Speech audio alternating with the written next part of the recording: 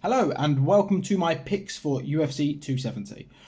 This is an idea I've had for a little while. I'm going to be doing this for every single event upcoming this year, where I'm just going to be briefly touching on the event, talking about my thoughts, my picks, why I'm picking them, if there's any fighters I'll be betting on or backing. So, without hesitation, we'll go straight into it. So, we're mainly going to be touching on main cards for any UFC event.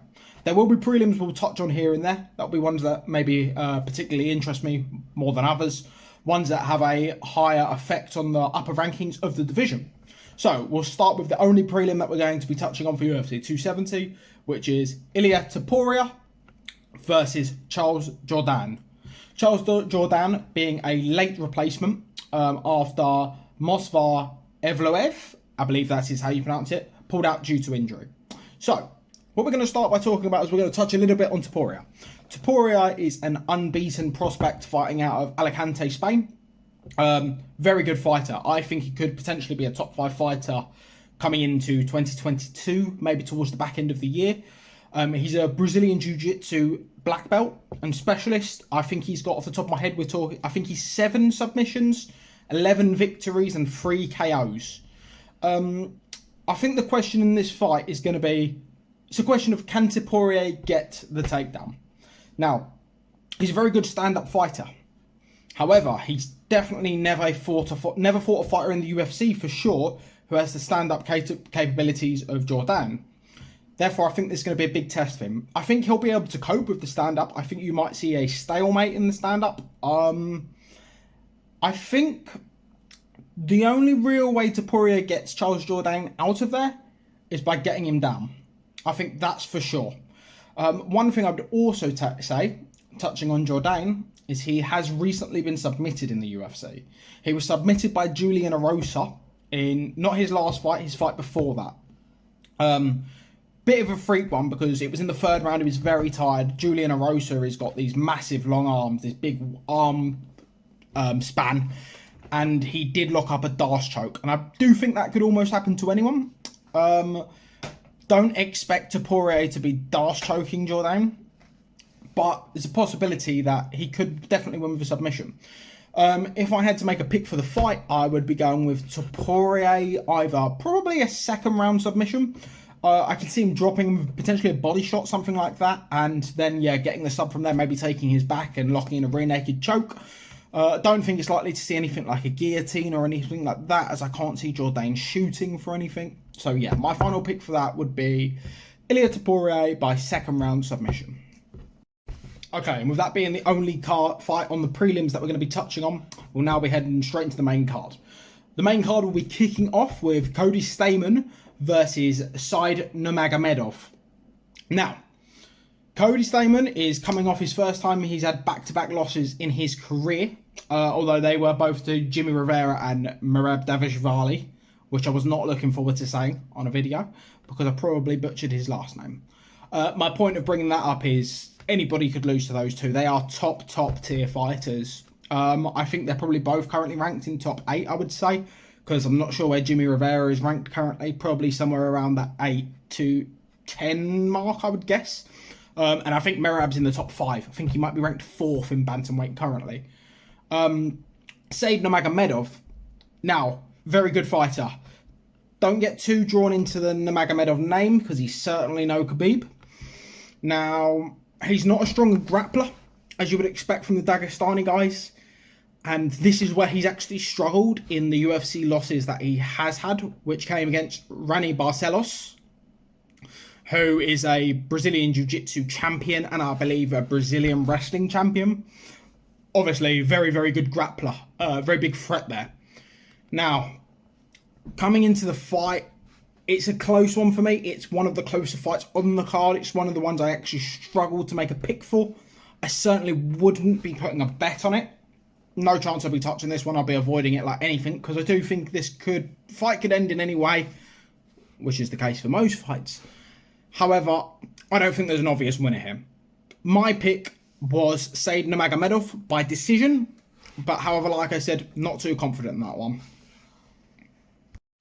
Now, this is where the card gets really interesting. Fight I'm very much looking forward to. Michel Pereira versus Andre Fialho. So, in this fight, there's a lot of different factors. First, we'll talk about Andre Fialho, who is on his UFC debut. So, a fighter who's been around for a while. I believe he's been on the Bellator scene and also PFL scene. For a few UFC vets, people you may have heard of, James Vick, who he won against, and Chris Curtis, who has fought twice in the UFC recently. I can't think of off the top of my head who he's fought. However, I do know both of his wins in the UFC, both his fights in the UFC, have come by knockout. So, Andre Fialho obviously lost to him as well. Could happen to anyone. Chris Curtis is a very good fighter, very tough, and has proved that recently. What I would say about him is most of his victories, when he does win, come in the first round. Very aggressive in the first round. I watched one of his fights the other day from the PFL where he won by a first round elbow. It looks very powerful, very dangerous. Obviously a striker, a striking based attack. So one thing I am expecting is a chaotic first round. Michel Pereira can match anyone's energy. Chaos. Absolutely fantastic fighter. I think he just needs to just calm himself down a bit more. He's calming down in his recent fights. It's not as boisterous and flashy as it used to be.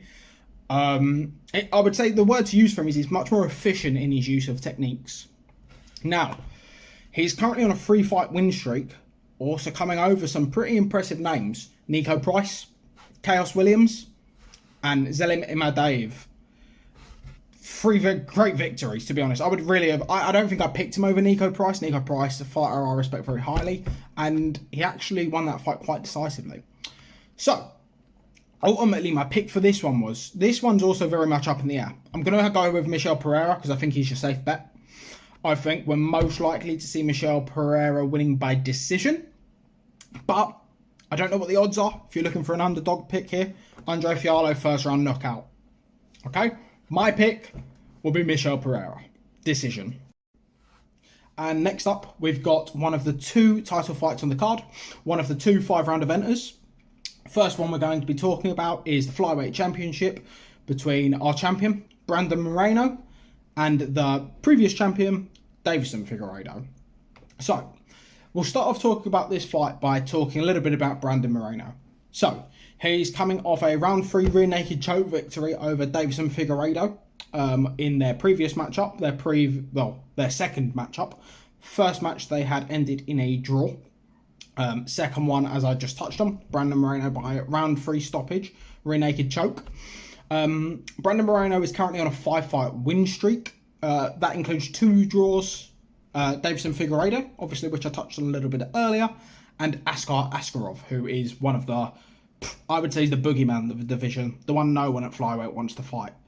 Brandon Moreno is a very complete fighter. I would say there's no particular standouts in his arsenal. Very good boxer, doesn't have the most power.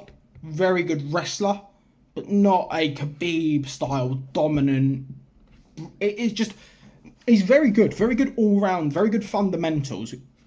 He's also never been stopped, which you can kind of expect for the Mexican fighters, tough as they come.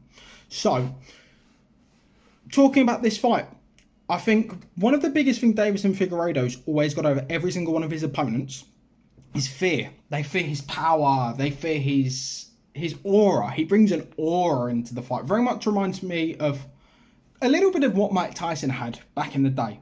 A little bit of that. Fighters lose before they even get in there. They fear his power. He's a huge flyweight, but Brandon Moreno doesn't have that.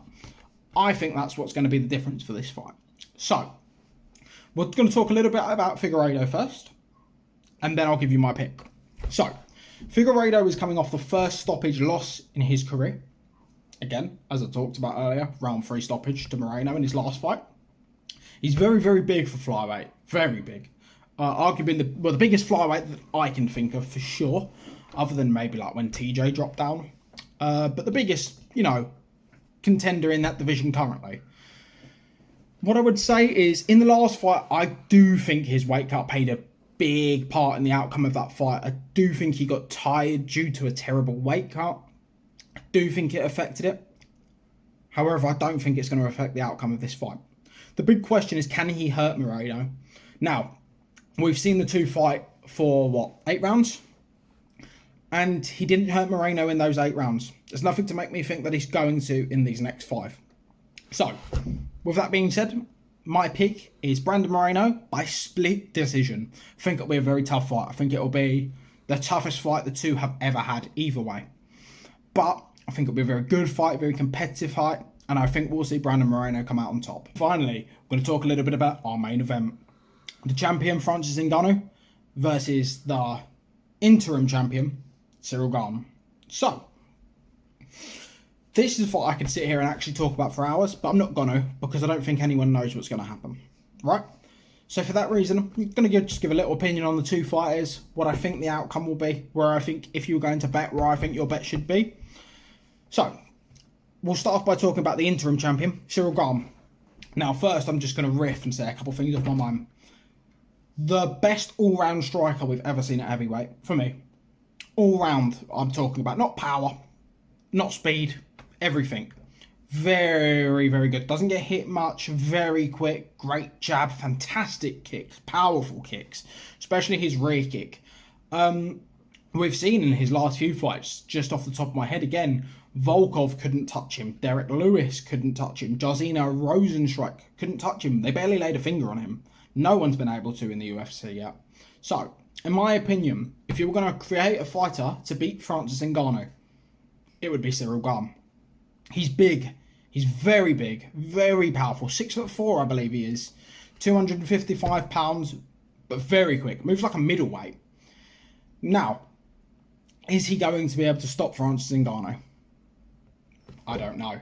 He is on a 10-fight win streak, 6 fights in the UFC. All of them have come against very high competition, but yet he's yet to be tested. When he gets caught, because Francis Ngannou will probably catch him at some stage. Can he survive? Has he got that fight in him? We don't know yet. We're yet to see that. And Francis Ngannou, well, he's got the one thing that everyone would wish for. He's got what Teddy Atlas likes to call the equaliser. One punch can turn your lights off. And trust me, he doesn't even have to catch you clean. We've seen that in so many of his fights. Let's think, who did he not catch that clean? Junior Dos Santos wasn't the cleanest punch. Cain Velasquez was a little short uppercut. Andrei Arlovski, not the cleanest punch. By stopping all of these guys. So, what I'm going to say is, we have seen him freeze before. When he fought Derek Lewis prior, we did see him freeze and not do anything over 5 rounds. I will say, even though I've just made that point, I don't think we will see that happen again. But we do have to talk about it because we have seen it happen before. And we've also seen Derek Lewis, the opponent of Francis Ngannou, in that fight where he froze, completely froze up against Cyril Gane.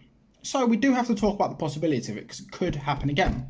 Now, we were only just going to touch on that because I don't think it's very likely. The question is, can he land that power, Francis Ngannou? Can he land a punch on Cyril Ngannou's chin? Now, what I would say is, he's done it to every single person he's fought against so far. He's also very, very, very quick for a big man. Very quick. Surprisingly so. A lot quicker than Derek Lewis. Now, will he be able to land that punch? I think at some point in a 5-round fight, he is going to land and hurt Gane. I think that was definitely going to happen. It's just going to be a case of how clean that shot is and how much he manages to hurt Gane. Ultimately, I think this fight will be MMA's version of Tyson Fury versus Deontay Wilder. And I think we will see Cyril Gane probably come victorious in a close 4-5 round battle. Now, I certainly won't be making a bet on this because I wouldn't bet against I wouldn't bet against Francis Ngannou. I've done it before and he's made me regret it. So, my pick, if I had to really make a pick, if I really had to split hairs here, I think we'll see a late stoppage for Cyril Gane, probably round 4. But I also think there's a very high chance Francis Ngannou could just line that bomb in round 1 and that could be the end of the fight. So, anyway, my pick is Cyril Gane, round 4, knockout. But you tell me what you think. Put your picks in the comments below and thank you for tuning into the video. Thanks, guys.